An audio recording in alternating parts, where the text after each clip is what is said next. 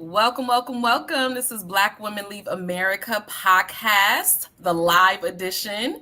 I'm your host, Ava Laura Gaither, life coach and intuitive consultant, and my co-host, Jessica. She will be joining us in a minute. She's on mommy duties. You know, we are all things authentic here. So she had to do things for the kiddos, and she will join us when she has time. I'm sure many of you can relate to that.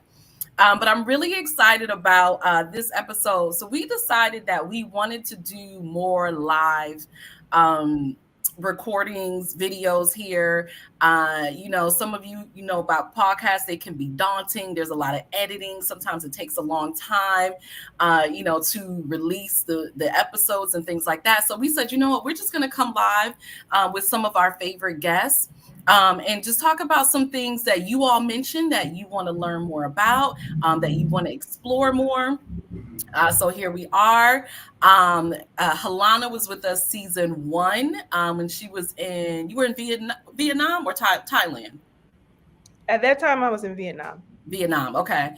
And Barbara, who is in Belize, she came with us in season 2. And I have to say, y'all had so many questions for Barbara. So if you are here, right, and you had questions and you over there and asking things that I cannot answer for you, get on here and please ask the questions while you got her here live. She is not on YouTube. Somebody asked if she's on YouTube. She's not using technology like that. So y'all just got to get her when you get her. So come on, ask some questions. As always, we're really laid back, carefree. We just allow the conversation to flow. But I will certainly be checking the chat. So if you have any questions at any time, I will certainly ask these ladies your questions as well. So let's get started. Please just introduce yourself to our viewers.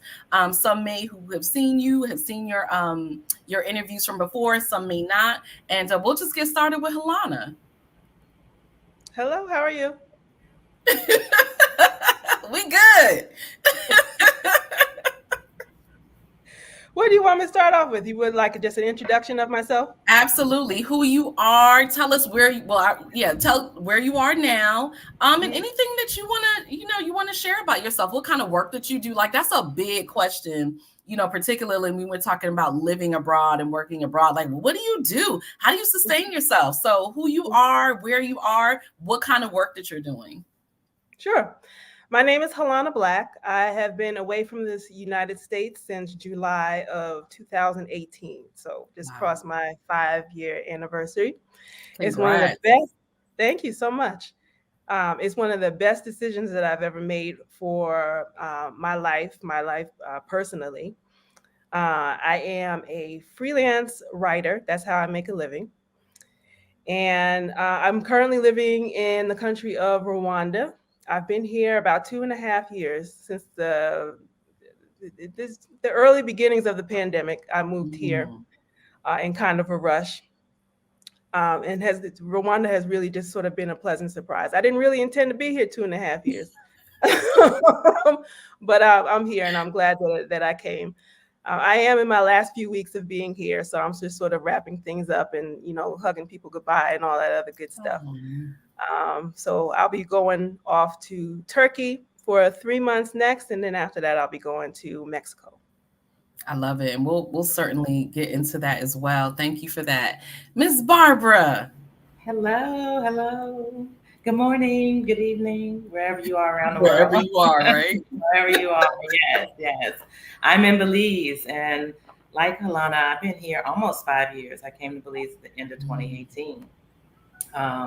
And I left the States I gave up everything. I retired, and I had hosted women's wellness retreats in my spare time in the States. So when I came to Belize, that is what I started doing. And I started SheRetreats.life. And since then, I've also started a second brand, Belize Balanced Lifestyle, which is a full wellness brand. So SheRetreats.life is retreats, and Belize Balanced Lifestyle is the stuff, the things you buy while you're retreating and practicing your wellness. So they go hand in hand. And that's what I do really in my spare time. I have about a 4 or 5 hour work week on purpose. And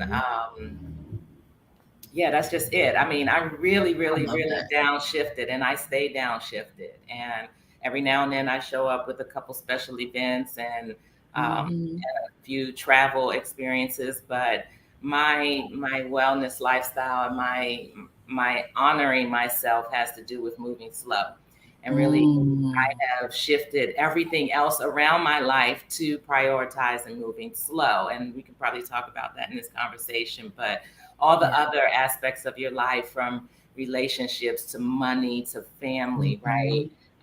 Usually drive our decisions. And for me, I came to believe the opposite of that. I'm driving my decisions based on the pace of life, and then family and money and everything else come after that. So that's kind of how I sustain myself.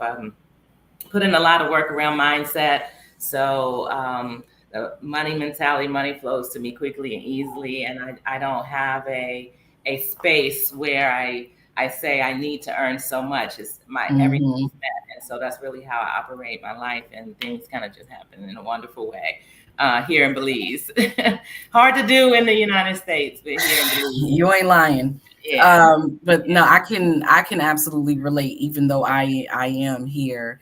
Really, this year has been such an amazing transition. Moved, so I was in a over 3,000 square foot home that I really just could not take care of. That was bringing me, even though I loved it, was bringing me just all kinds of stress, because there was so much to do. I really didn't have the time, energy, or money to do it. And it was just too much. So really, moving into a smaller space, which was, definitely a transition because I had been there for about 18 years, but one of the best decisions that I made, just being able to have more time to prioritize and focus on me and not having to worry so much about my space. Um, and we can certainly go into it, but I certainly um I truly understand the really being slow. I think this was one of the first years that, as entrepreneurs, right, you're supposed to have income goals, right? Well, how much money do you want to make, right? And then based on how much money you want to make, then you figure out how many launches you need, how many clients you need, or how many, if you're product based, how many units you need to sell or whatever. This year I was just like, I don't care. I mean, as long as I can pay my expenses, I can, do the things that I want to do. I really don't care what my income goals are. I'm not teaching all these classes. People like, when the next time you teaching Reiki? I was like, I don't know. I can't right. tell you. I don't And know. the answer is when it feels good to your soul. That's Right? it. When it feels good to your soul, you move. That So, that that's really it. And it's been like that all year. And it has just been so peaceful, and it has allowed me to focus more on myself and my health. And I needed that break. I needed that time to do that. So I can definitely relate. And yes, it is harder here because everything is expensive. So you still got to bring in money. You still got to bring in money. But let's talk about that, because before we came on, we talked about the fact that it is a little challenging, right? Like really trying to be self-aware here and take time out for yourself and really focus on your healing and your wellness. And so what has been your experience, having to do that here in the US and then leaving the US and doing it outside? How has that been, Halona, particularly for you, because I know a big part of your healing journey was when you left? Yeah.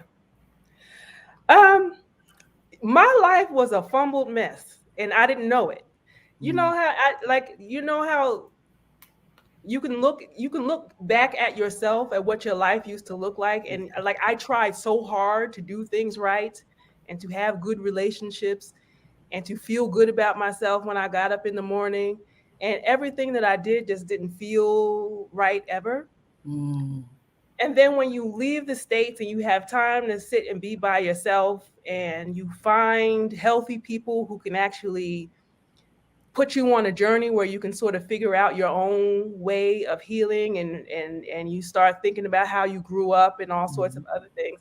There was no way in the world I could have healed anything in that pile of mess that I was sitting in the United States. I didn't have any help. And the people mm, that were around me were just as sick as I was. mm. And so when everyone around you is sick, you don't realize that you're sick. You just think it's Yeah, normal. that's normal. Yeah. Yeah. You know, That's and what we so call that toxic environments, total, yeah, just dysfunction. Yeah. It's real. It is dysfunction. normalized. This absolutely dysfunctional. And what's really funny is that when I left and I started to in my first year of being abroad, and I'm really working hard on myself, and I've hired people, spent money on hiring the correct people to be able to support me in my journey. I said, I can't go back. I can't go back to the States. It's just too much. Hmm. Well, I changed that, and I actually went back a year ago, last August. I went back Okay. home to go in and stay with family and go see people. And I was able to see and feel just how much I had grown from who I used to be. I love my family to death. I really do. But from being apart, I was able to become more stable in who it is that I want to be Hmm. and express how I want to be able to express Hmm. myself, set boundaries for how it is Hmm. that I want to be treated, and to just really set a really great foundation for who it is that I want to be able to be in the world. And I learned that that's not comfortable for everybody, and It is that's all not. right. We saw each other last year, and that's about it. Mhm. We don't need to see anymore. But I don't feel guilty about that anymore Mm. because now I know that the world is abundant with other people who are on similar life paths as I Hmm. am. And so it's really just sort of my job to connect with those people, whether they're my Yeah. family or friends or not. Yeah. There's always there's enough love in the world to be able to go around for everybody, and I can find um, the functional people that I want to actually create life with. Mhm. I love that because you said the world, right? Like you don't Mhm. have to be limited to who You don't. your family, right? Who's in your circles. You literally have the whole world at your disposal. Mhm. And it's so funny. We were watching, it just came out, I Am Virgo. Mhm. Is wild. It's on Amazon Prime. And the whole story, my stepdaughter, bonus daughter, I call them my bonus kids, she wanted to watch it. And it's about this boy who's 13 foot tall, black boy who's 13 feet. um and it was so funny, we were like, so what are they going to do? Just leave him in the house the whole time? And I was telling him, I was like, no, he needs to get out there and then find the people who are just like him. And she was like, well, how do you know it's people like him? And I said, because he exists. So it's got to be other people who Mhm. exist too, and not to say that they're 13 feet tall, but, they're different too. And it was so funny. And of course, during the process, he starts to meet some of those people. But, that's what I look at it as. If I exist and this is who I am and this is what's important to me, there's got to be other people out there as well who can Mhm. vibe, with that as well. And so I love that. Like, you don't have to be restricted to finding those people where you are. They may not be there. Right. They might be somewhere else. And, if you are doing the work of really being you, and peeling back those layers and, really doing that work to find yourself, you're going to find other people who are also doing the same things. Yeah. So I love that. So if y'all didn't get that is a tip. If you feel like you're in a space where, you're restricted by the people who you are around, you don't have to choose to stay around those people. You can go elsewhere. So thank you for that. Yeah. Barbara, what about you? In Belize, slow down, right? How has that been different from, your life in the US, and how has that contributed to really your wellness and your well-being? Yeah, it's really different. And I would say in the last 5 years that I've been here, I probably have made two or three of my own wellness transitions, right? Mhm. Because when I was in the States, I did not know how disconnected I was from my source, myself, right? Mm. And I was distracted by the pace of life, not knowing that I was sick, right? So I did my immediate save self desperation, let's go, get here. And then found a sense of calm because maybe for about 6 or 7 months I did nothing, right? It was just be in the environment, look at the trees, adjust my eyesight, right? You have outer sight and inner sight, right? So I was using the environments, the outer things I was looking at here to adjust my inner sight. I can come back to that later. So my first transition towards wellness was just the removal from the toxic environment, right? Just getting into a new space. And then the second was really just kind of an examination of self and how I'm spending my time. And then, you know, we all got into this COVID space. That's probably where I was in the middle of my time here in Belize. And then I got sick, but not from COVID. I had other illnesses that became really hard for me. And I decided to start a master's program in Ayurveda and integrative medicine.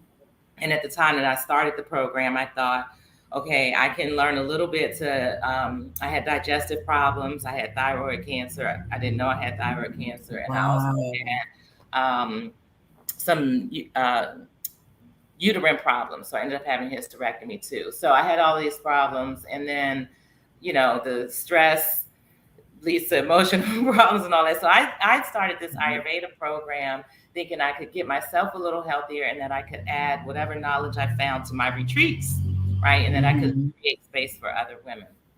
And so I did that. And what I learned was that I was off track in the US, not necessarily because of my own behavior, but our lack of knowledge in general. So I just kind of started this quest of knowledge. And so part of my wellness journey has to do with learning about all of the modalities, the whole self, consciousness, about, you know, about all the 8 limbs of yoga, about our whole selves. And that's really how I spend my time when I'm not hanging out and doing all the other joyful, beautiful things I can do here. And so that's really the difference. My wellness practice, I'm gonna tell you, my wellness practice in the States was fake. I'm gonna tell you what it looked like, right? So maybe I would go to the gym.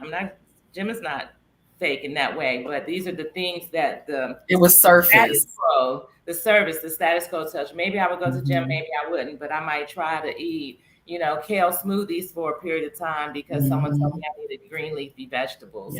Or, you know, I might pull back on carbs or these various trendy diets, or I may start hot yoga, or I may come home at night and I might do hot baths one night or whatever. But I never, ever took a look at self. I never stopped to look at nature. How am I flowing in nature, right? And coming to Belize and being in nature has made me say, okay, 6 a.m. I'm waking up just like all of the other things in nature. You start hearing things differently, right? Your body wakes without an alarm once you shift. Sun goes down, you start going down. You're not out looking for lights and shiny things and all the things that stimulate our nervous systems, right? That keep us from being able to calm down.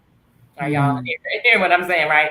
So it's really, I'm getting at, it's an environmental shift is the biggest change for me in terms of wellness, right? And so not to throw staying in the States in anybody's face, right? Because you have these environments, but you still have to move, you still have to travel, you still have to breathe and experience these things. Nature is really, really, really the biggest thing that I could say right now. Not necessarily connecting to nature and being in nature, but knowing that you are nature. Yeah, I mean, you're really talking about being in harmony.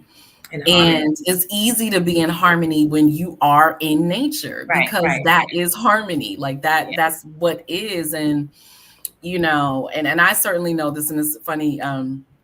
You said so much. Sorry. when you talk about yoga, right, and Patanjali, the Eightfold Path, and, you know, I remember like when I was on my yoga journey, this was, God, I feel like I'm so old. I don't know. This was probably 10, 15 years ago. And I went to India to study yoga. So I was in India for 5 weeks, and it was such a life-changing experience. And I had already known that yoga was, you know, much deeper than how we learned it here, right? Because everything is commercialized. So what you're talking about, everything is very surface, because it's a capitalist society. And so, you know, you're always being sold something. So we know what the problems are. We know what you're looking for. We're just going to keep, you know, telling you new solutions, but we're going to give you the watered down version of it. So it doesn't work. So you're constantly looking for something that's going to work, and it never does. Yeah. Definitely. That's where I And was. so yoga for me, I learned yoga when I was at Howard University from, a guy who was just, who was a Buddhist and who just wanted to share it. And so I actually learned yoga and its authenticity. And so when I left Howard and I said, okay, I want to, continue practicing, I went to these studios and I was like, what the hell is this? This ain't what I learned. This ain't yoga. I was so done. And so I stopped doing it for like 2 or 3 years because I was like, that's not what it is. And I didn't know where to go to really get it. And so that's what I ended up doing. I ended up going to India to do my yoga teacher training. And when I came back here and I was teaching it, people like, nobody teaches yoga like this. Like, where did you get this? And I'm like, this is actually yoga. I don't know what they teach in here. This is yoga. And so that's a very real thing. Like, I had to leave in order to really get the truth of it and bring it back. But even continuing to practice here was challenging because at some point, life just be lifing, and I just couldn't, continue it in the authentic way that I was doing it. Yeah. So that's, I mean, God, that is so incredibly real. I feel that at my core. And so that brings me to this question, like, and, just your honest opinion, like, do you feel like that you really can be healthy in the sense of like holistic wellness? And so we're talking about mind, body, spirit, soul, all parts of ourselves. Do you feel like you can truly be healthy in the US culture? Yeah, that's tough. That's real tough, right? One, what does healthy look like? And maybe we strive for balance. And then also a constant quest. There's always movements around us. There's always things changing, right? So there's no, I'm going to do this constantly and get the same results. The results eventually will change, and the behavior will have to change, So, can you be? I think it takes a couple things: focus, right? A desire to, and how do you get to that, right? Is that a natural feeling? Is that a natural desire? Probably not, because of the commercialism, right? Our natural desires in the States, unfortunately, is to strive for acquiring things, right? Nobody says, "Oh, I want to grow up to be healthy." When I get older, they say that's the last thing on the list. I want to lose weight.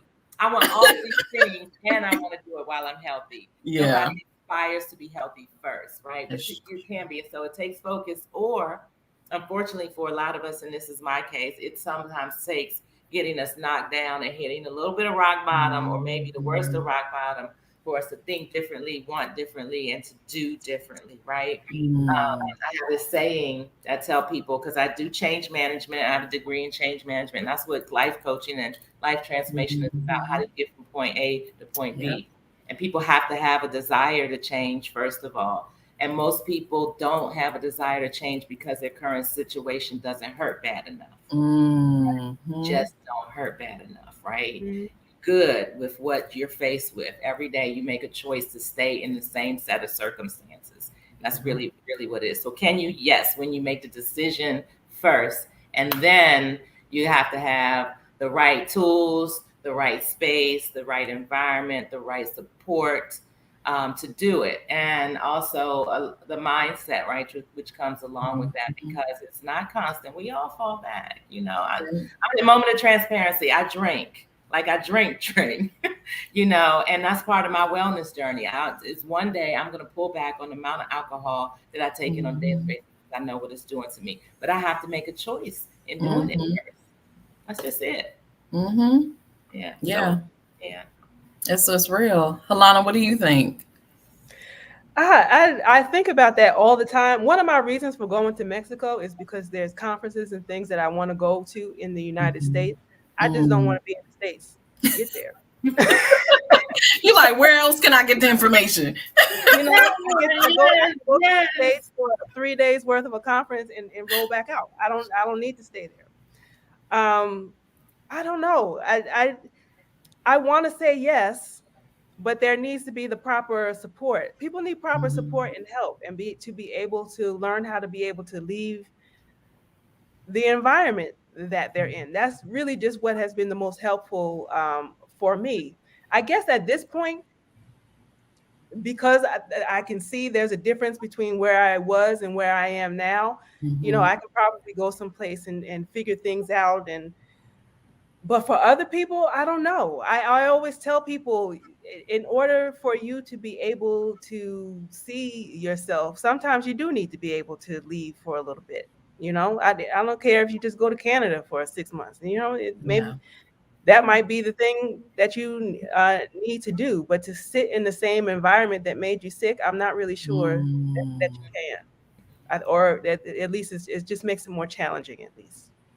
Yeah. No, I mean, for sure. That's to sit in the same environment where you're sick. That's, Mhm. yeah. That, I mean, that is real, and that's why we say, sometimes you have to leave in order to find yourself. And that was really one of the reasons that we started this podcast, because that's what I was seeing. And even in my own journey, and even though I haven't, lived abroad, even though I've been abroad, but haven't lived abroad, I know the experiences that I had changed my life. Mhm. Um, Now being able to sustain it once I got back, that was, the difficulty, but certainly, eyes were open, right? Certainly Mhm. very aware. And so now how do you maintain that? How do you continue that? How do you, choose every single day to walk in what you know and what you've been exposed to? And that's certainly what I have found to be the challenge. And Halana, I'm just thinking about. I remember your story, in your healing journey. So all the things, right, that you initially experienced, and like, what were some of the things that you found where you were that really helped you? Because I know, like, you lost weight, like there was a lot of things that you let go of, and you've maintained it. You look amazing. I can't lose weight and maintain it to save my life. Like, what were some of the things that you had that allowed you to be able to do that? Um,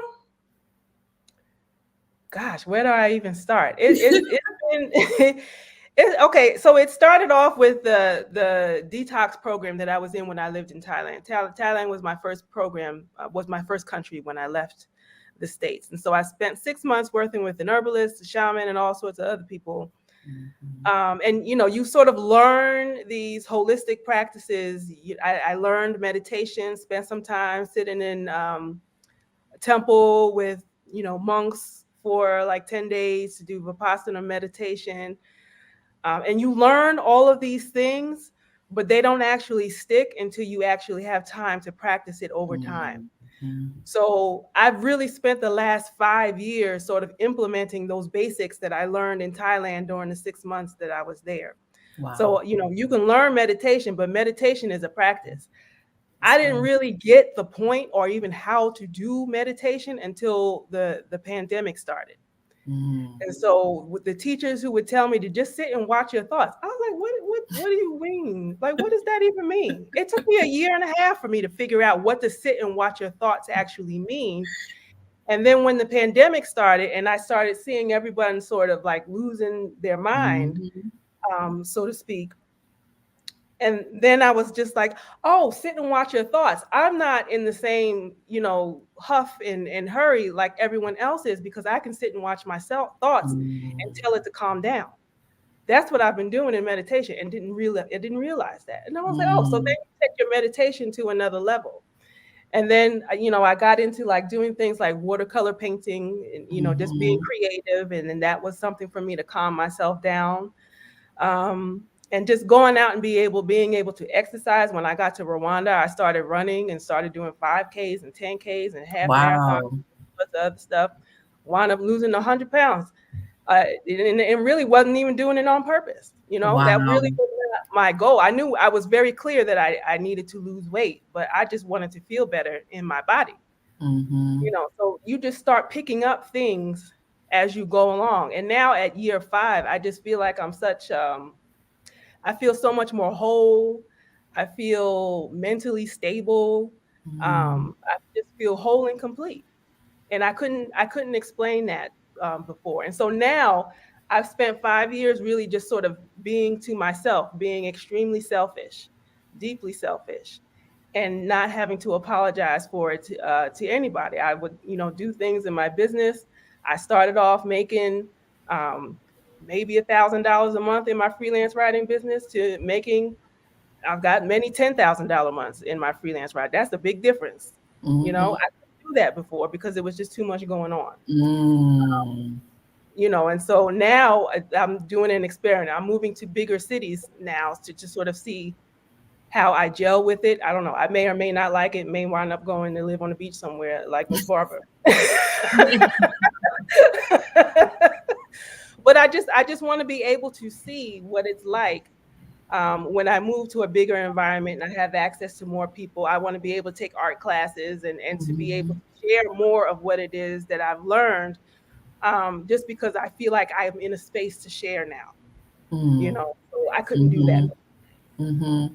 I love that. Yeah. I mean, because you have to actually go through the journey first, right?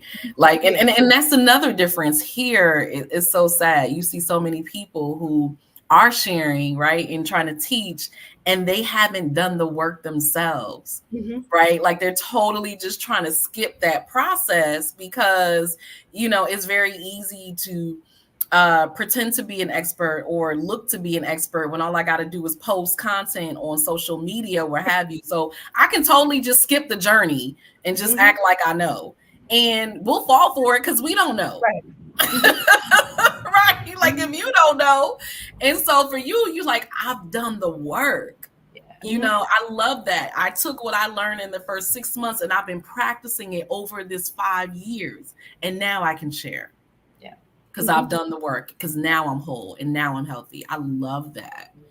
Mhm. Um, yeah, Barbara, what about you? So I know one of the things that you were talking about, like the work that you're doing in Belize and, some of the things that, you've been seeing there that you've been experiencing.